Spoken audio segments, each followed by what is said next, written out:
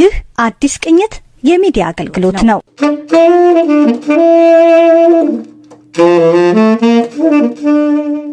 አዲስ ቅኝት መቀመጫውን ቶሮንቶ ካናዳ ያደረገ የሚዲያ አገልግሎት ነው።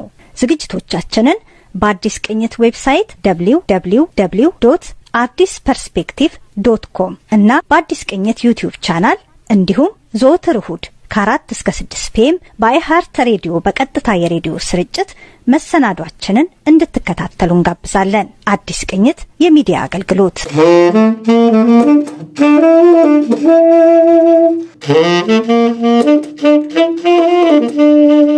ጤና ይስጥልን። የአዲስ ቅኝት አድማጭ ተመልካቾቻችን፣ በዛሬው ዝግጅታችን እንግዳ ያደረግነው በካናዳ የፌደራል ምክር ቤት የምክር ቤት አባል የሆኑትን ሚስተር አሪፍ ቫራኒን ሲሆን ሚስተር አሪፍ ተመራጭነታቸው በቶሮንቶ የፓርክዴል ሃይ ፓርክ የምርጫ ጣቢያ ነው።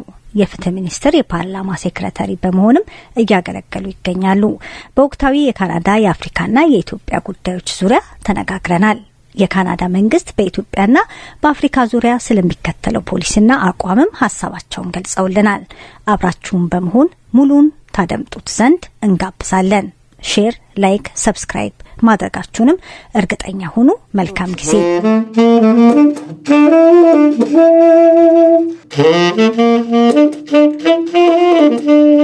Hello and welcome to New Perspectives podcast and YouTube channel. I'm Sosina Shannafi with Gazai Makonnen. In today's program we have a guest. He is a Liberal MP from Parkdale High Park riding in Toronto.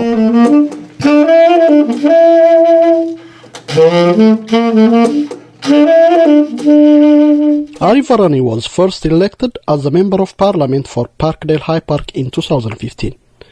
Mr. Virani came to Canada as a Ugandan Asian refugee. Before entering politics, he worked as a constitutional litigator, advocating for human rights and access to justice.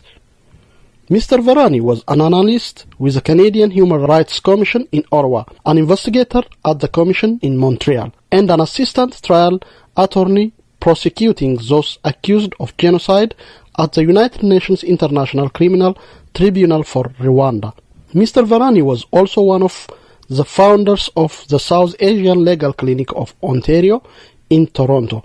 He received the 2001 Harold G. Fox Litigation Scholarship at the Middle Temple in London, United Kingdom, and in 2008 Wilson Pritchard Award in recognition of his contributions to the legal profession and his community.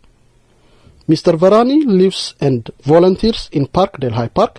He is a member of the Redwood, a shelter for abused women and their children, and regularly helps at the Parkdale Community Food Bank. He is also an active volunteer with Ronsi Workers and has led community efforts to address mental health stigma.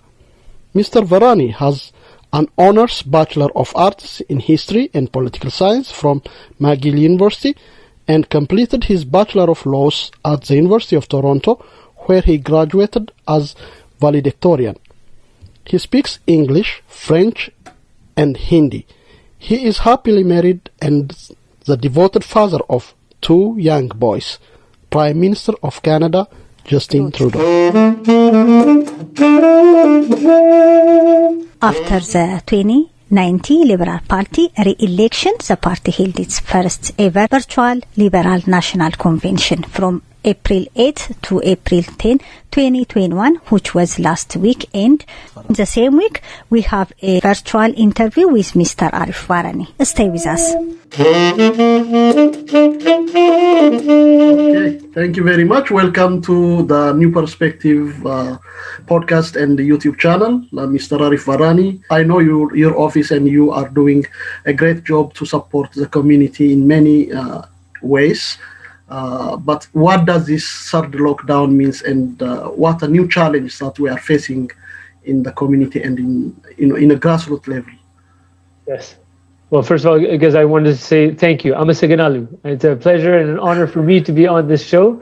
And thank you for the important work you're doing as a journalist here in Canada, sharing so many different diverse perspectives and probing some of these issues that relate to Ethiopia and the wider African diaspora. It's very, very important. In terms of sort of the recent announcements, I haven't had time to digest the full breadth of what was just announced, but I know it was telegraphed that we are facing sort of at least 4 weeks of stay-at-home orders. And it's a challenge, Geza. I'm not going to try and sort of sugarcoat it. It is difficult. People have gone through this now. This would be basically the third time. And people are looking for optimism and hope. And I think the vaccines are presenting some of that optimism and hope. But the challenge is that we're dealing with these new variants of the virus. And there's one from Brazil, one from Britain that we know about, one from South Africa.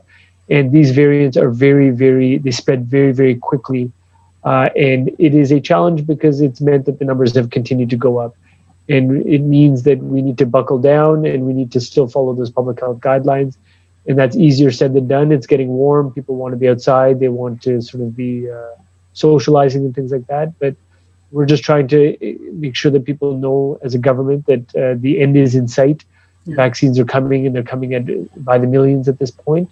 And we need to just continue to follow these guidelines as best we can so that we can get past this pandemic and avoid further sort of waves and back and forth that we've been seeing. Yeah. Can you tell me how you are engaging with your riding and with other African Canadian communities in different issues during the pandemic or even before the pandemic? Yeah, no, it's a good question. So, Geza, I mean, prior to the pandemic, obviously, it's easier because you could be physically present with people and engaging with them. So it's different. It takes different forms, right? You know that I am myself a child of the continent of Africa. I've been born in Uganda, come here as a Ugandan Asian refugee as a very young child. So that gives me some connection to East Africa and to the broader continent. I've also returned there to work as a UN war crimes prosecutor with the Rwandan tribunal called the International Criminal Tribunal for Rwanda. Today is actually the anniversary of the commencement of the genocide. April 7th is usually the day that we commemorate the start of that horrible genocide. So I do it through my networks. I do it through engaging with people. For example, I know that there are many West African Muslims that frequent some of the mosques in Parkdale or in Roncesvalles. So different sort of levers. I've been on different media shows, and just by being present in the community. What's happened during the pandemic is that we've seen, and you sort of alluded to this, Geza, that the impact of the pandemic has been different depending on who you are, what kind of job you have, where you live, and indeed what you look like. And we know that because there are so many frontline workers and essential services workers who are brown-skinned, black-skinned, people who are racialized, maybe people that are newcomers, it's had a very bad and negative impact on them in particular. And it's affected their health and indeed sometimes even taken lives, which is horrible because we thought this could occur. And in fact, we've seen those numbers occurring. So what I've been trying to do as the MP for Parkdale Park and somebody who is always concerned about issues of discrimination and racism is that trying to address the response in a tailored way. And we've been trying to do that with some of the rollout of certain programs, and I'm happy to go into some details about those. Those are some of the economic programs, some of the anti-racism initiatives, some of the legislative changes that we're trying to target towards the Black community, which includes obviously people from the African diaspora, but in terms of addressing what they're facing and some of the economic empowerment that they need. Talking about Africa and your relation with Africa, and you mentioned Rwanda, genocide happened, decades before, but now other genocides and other human rights violations are happening in Africa, including Ethiopia, where I came from, and real ethnic conflicts, and that amounts to genocide is happening. So how do your government and you as a member of parliament following these kinds of issues, and how is Canada supporting humanitarian activities outside of Canada and in Africa? Yeah. So I think it's sort of multifaceted, Geza, in terms of sort of the approach that we take. I mean, there's the approach that I take, and the approach that I take is somebody who practiced law as a human rights lawyer prior to getting elected, and as somebody who, again, believes in combating discrimination regardless of where it occurs. So I've done work, as I mentioned, with the UN on the Rwandan tribunal. I've also done work with civil society groups in India on things like police reform. So I'm very sensitized to it. But there are many colleagues, like-minded colleagues of mine both in the Liberal government under Justin Trudeau, but also across party lines, whether those are members who are New Democrats, Conservatives, members of the Bloc Québécois, the Green Party, etc. So we gather together, we try and push some of these issues. I've been a member in the past of the Canada-Africa Committee. It takes a bit of a closer look on some of these issues. And I always maintain close contact with the Minister of Foreign Affairs. So whether that was Minister Dion, Minister Freeland, Minister Champagne, and now Minister Garneau. And I sort of vocalize what I deem are concerns. Particularly with respect to Uganda, I have been vocal in terms of sort of like the recent elections, the treatments of Bobby Wine, etc. With Ethiopia, it has constantly been a challenge. And I think what we need to do is we're just emphasizing that rights need to be respected, that human rights cannot be ignored, and that all groups, state actors or otherwise, need to respect basic norms of international law in terms of what is taking place. And I feel like my job as somebody who is, Ugandan born and now representing my community in Parliament is to make sure that attention on Africa is not diluted. Attention on Eastern Africa, Ethiopia, and other parts of the continent is not diluted, because it can be, unfortunately. And but it needs to be a constant focus of our foreign policy, of our international development and aid policy. And I think there are times when we've delivered some funding, but there's always room for more improvements. As the Prime Minister likes to say, better is always possible. And I think that's absolutely the case in terms of some of our approaches to things on the ground in Ethiopia and in other parts of the African continent. That's right, Christian. I was asked by President Biden to serve as a special emissary to Prime Minister Abiy of Ethiopia, who, I'll remind you, just a few years ago won the Nobel Peace Prize for bringing to a conclusion the long-standing war between Ethiopia and Eritrea. In a conflict that began in November in Tigray, his federal forces, the Ethiopian National Defense Forces, have been fighting the TPLF, a regional army or militia that really was dominant in Ethiopia for decades. There were a few pressing issues that I raised with the Prime Minister. He met with me for 5 hours over 2 days. He was very generous with his time. I delivered a letter directly to him from President Biden, and I brought a letter back to President Biden from Prime Minister Abiy. When it comes to the bilateral relation between Ethiopia and Canada, is a long-standing relationship, but Canada, supported Ethiopia in different historical times. But now the situation in Ethiopia is very serious, and as you know, the Nile issue between Egypt and Sudan is the other issue. That's a geopolitical issue. We involved other international actors. I don't know what Canada has in this regard, but it's a real tension. There are different conflicts both in Ethiopia and Sudan, and Ethiopian communities in the diaspora wants to hear what the Canadian government has to say about this issue. And the African Union is involving to negotiate the issue, but the Egyptians want to take it to other level, to the United Nations, or to involve other actors. So Ethiopia is not ready to do that, because Ethiopia says African solutions for African problems. So I don't know. I know you are not involved in the international relation area, but as a lawyer and as an African background MP, what's your reflection on that? So, I mean, Geza, I think it's a bit sort of complicated and it's a bit nuanced, because I do believe in African solutions for an African problem is generally a good sort of positive step in terms of sort of showing the respect that needs to be accorded to African nations and African nation states and African people. And I saw that firsthand with the genocide in Rwanda, that Western countries that sort of failed Rwanda at the time of the genocide were trying to come in after the fact and sort out the legal situation. And it's never an ideal situation. That being said, I think the perspective that I bring, the perspective that the Liberal government brings in Ottawa, is that, that urging for peace, demonstrating significant concern with what's going on in Tigray in particular, and urging sides to come to sort of peaceful resolutions of some of these issues. The issue of the Nile is something that's been sort of time immemorial. I remember back in the days of Idi Amin, People in Egypt worrying that the Nile would run red because of the amount of bodies, literally, that Amin was dumping into the Nile at its source in Lake Victoria. And these things continue because the Nile is not just the biggest river in the world, but it is such an important economic and really almost a cultural icon in that part of the African continent. I take some solace from the fact that Minister Gould, on behalf of our government, in terms of some of that international development and assistance that I was mentioning earlier, committed an additional $3 million to folks in Tigray to deal with the conflict and how it's affecting Ethiopia and Sudan.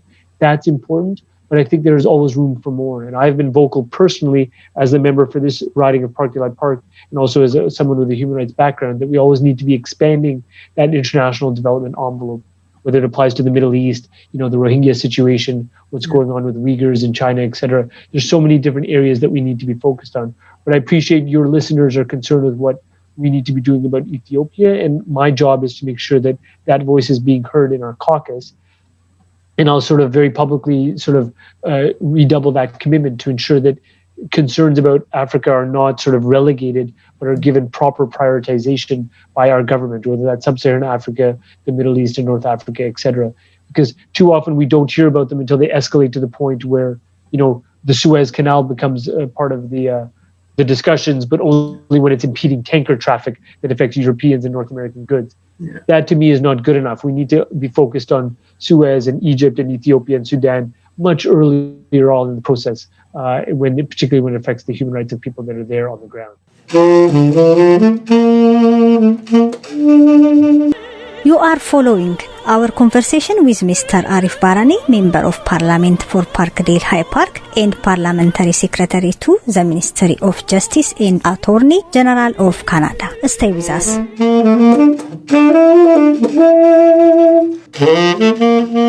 There are mass killings and massacres, and nobody knows that who do that. The government has no detailed information about that. But from human rights point of view, I hope there need to be some kind of investigation or some kind of focus in that area, because it's a serious human rights violations. Children and women are killed by in hundreds for the last 3 years.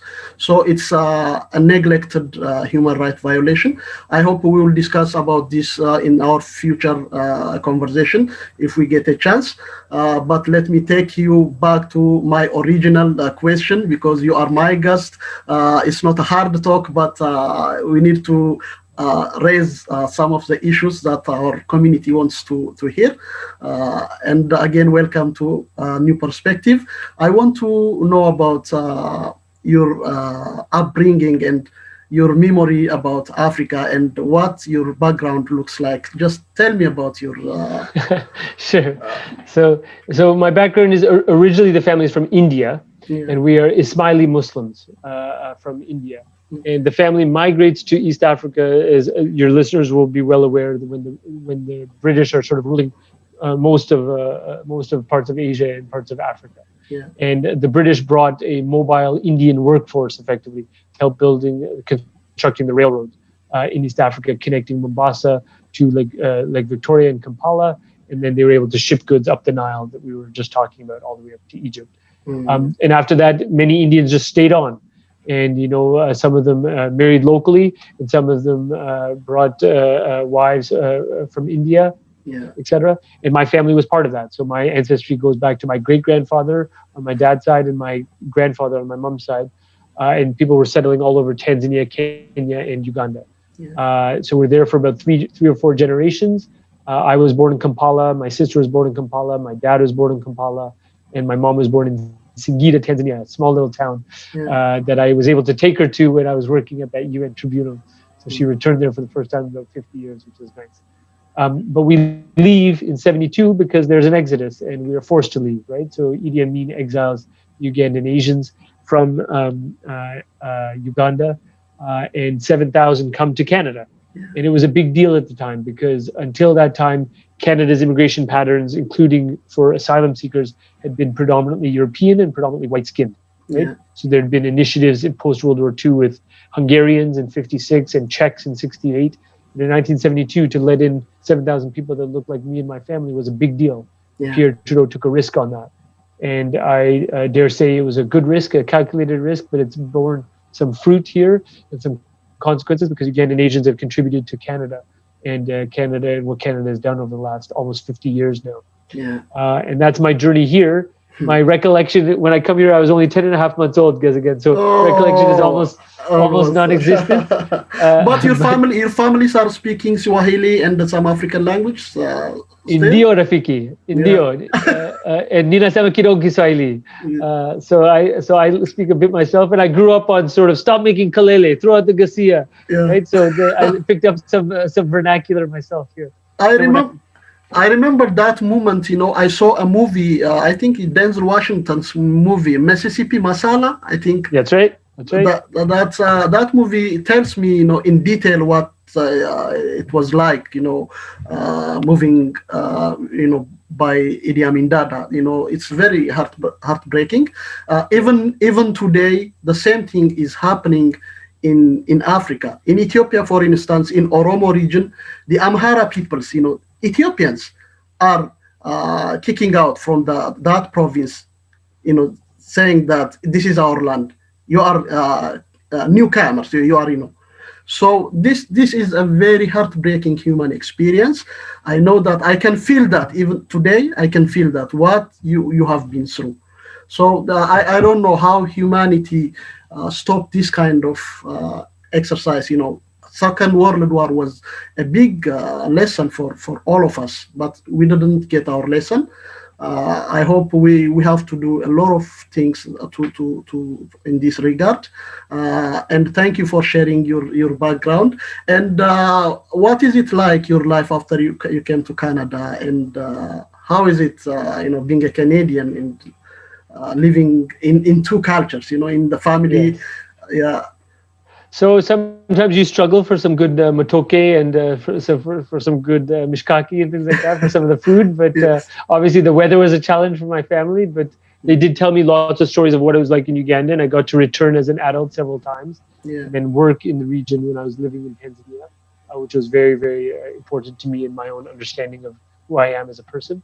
But Canada has been very welcoming. And what I say to so many people who are from so many parts of life is that one of the great joys of my job, and particularly when we don't have a pandemic, is a citizenship ceremony when I can welcome people as new citizens into Canada, and I meet people from 40 or 50 different countries at one time, and I say to them that this is truly a country of opportunity, because what is amazing about Canada is that yes, there are challenges, yes, there is racism, yes, there's discrimination, yes, people might not be able to pronounce your name properly, things like that, but at its core, Canada is about fair opportunity and equal chances to really strive and to really succeed.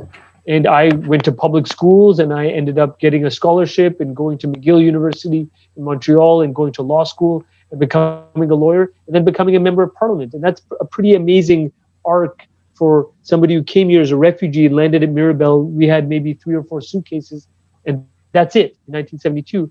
And now you're creating sort of leaders who are working with Justin Trudeau and representing Canada, not just domestically, but around the planet. Yeah. That's quite an amazing sort of opportunity story. And that to me is what Canada is about. It's not perfect. No country is, but it is quite amazing.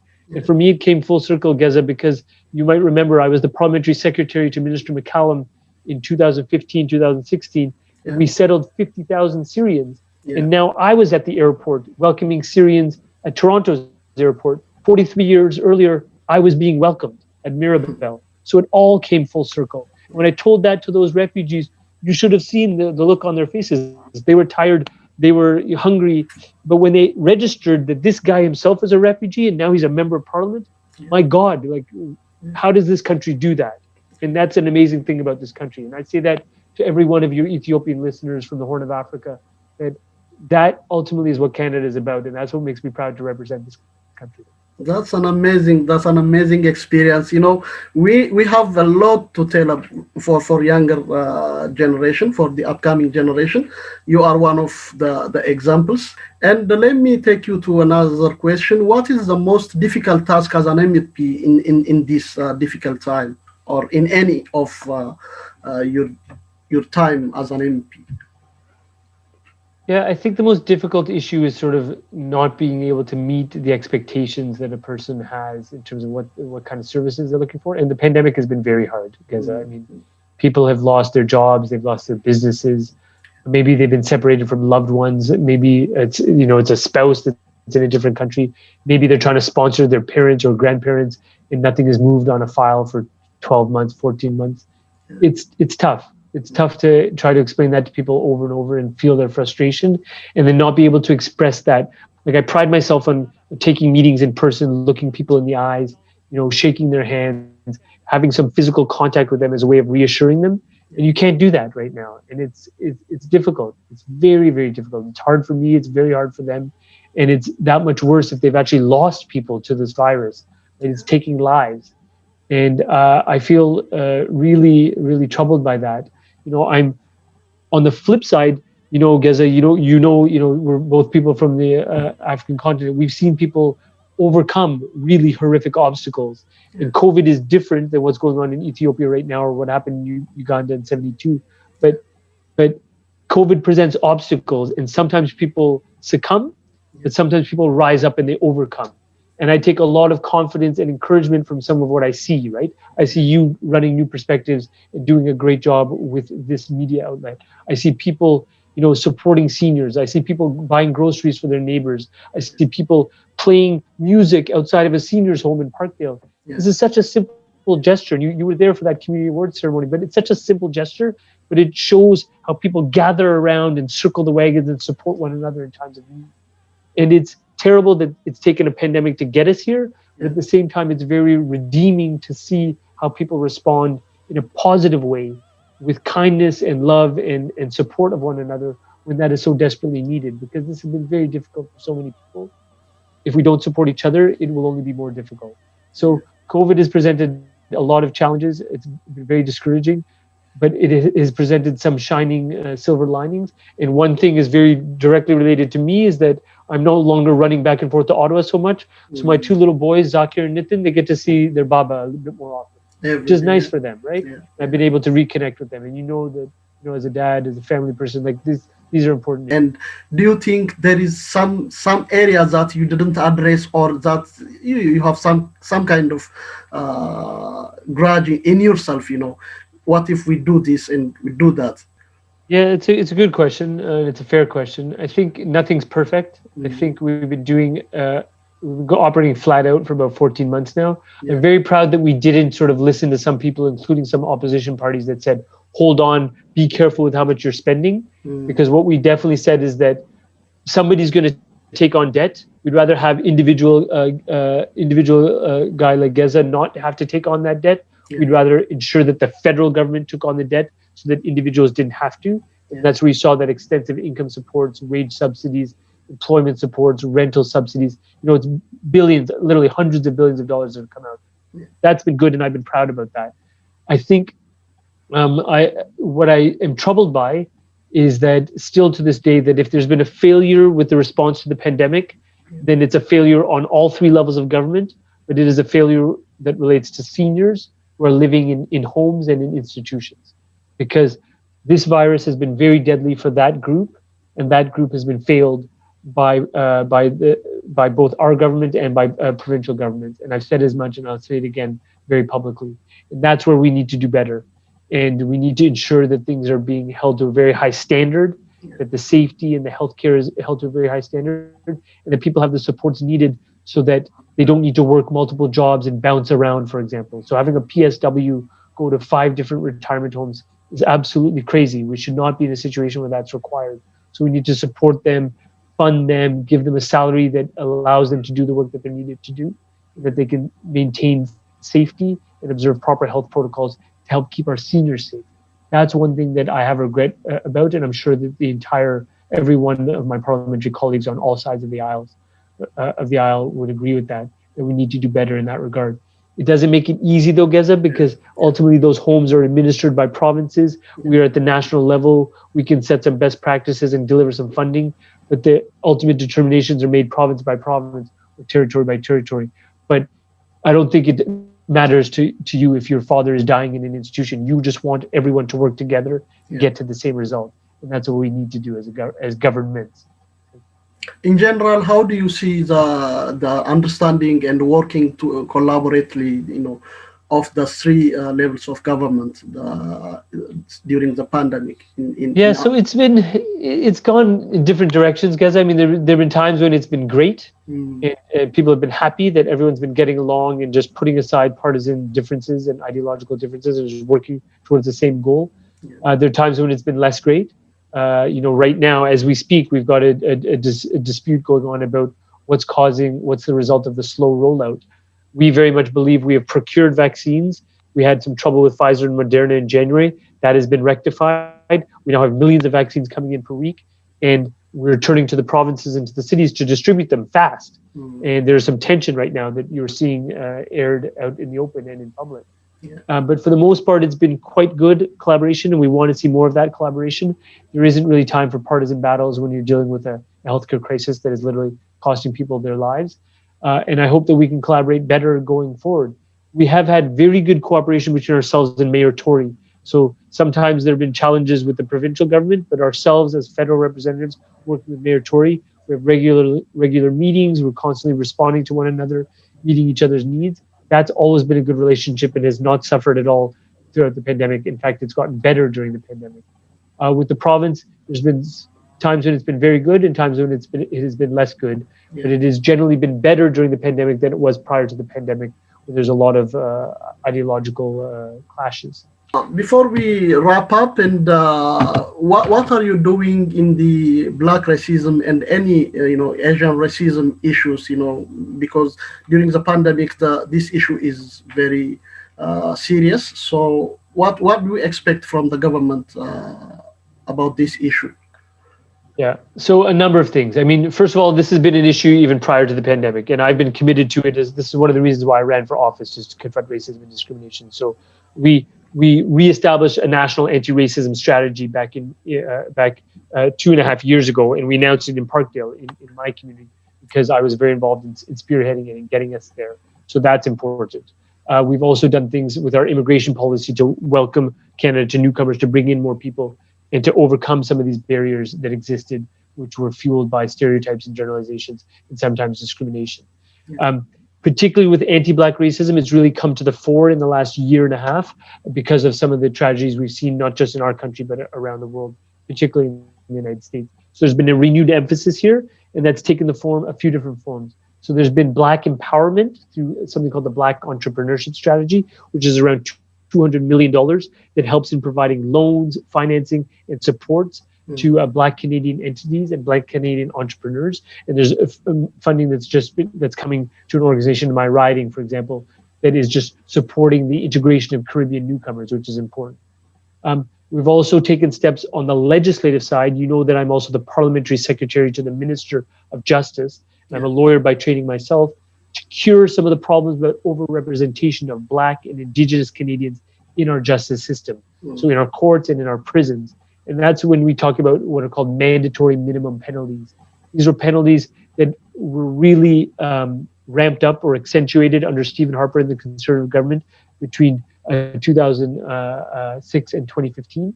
And they disproportionately impacted Black and Indigenous people, resulting in sometimes in the Black Canadian community, a twofold increase in the rate of incarceration. In the Indigenous community, sometimes a 6 or a 7-fold increase, which is really egregious. So what we're doing is we're repealing these mandatory minimums across the board that apply for drug offenses, and for many of them that apply to firearms offenses, to make things more equitable so that we can ensure that judges aren't compelled to sentence people to prison sentences for people who they're encountering. And we're trying to couple that with other supports that allow a judge to look at the entire situation. So there are things such as impact of race and culture assessments, community justice centers, and diversion programs, so that a judge can look at a Black man or an Indigenous person or a person of color and say, how did they get to this situation? How do we avoid this revolving door issue where they're interacting with courts and prisons, etc.? How do we cure this thing at the outset so that we don't have a lifetime of criminality or criminal justice interactions? That's important to me personally. It's important to me as a person of color. It's important to me because it's the right thing to do. So those are some of the things we're taking on. There's also symbolic initiatives, putting a black woman on the $10 bill was deliberate, but it's also symbolic because people need to see themselves reflected in Canada and Canada's institutions.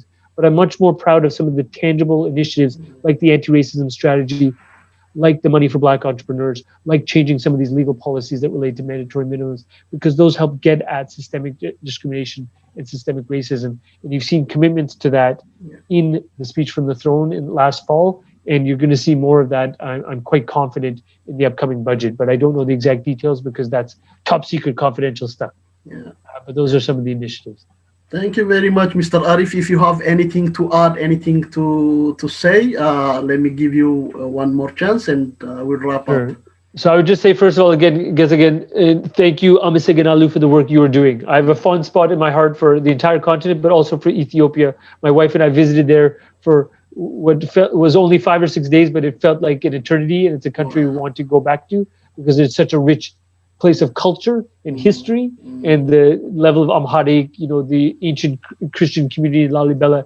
It's a beautiful place with amazing food and amazing people. So I salute you for everything that you're doing. Thank you. Second of all, I commit again publicly to being a voice for African human rights issues in Parliament and within our caucus, and will continue to raise them with the Minister of Foreign Affairs, with the Minister of Justice, because these are important issues to address.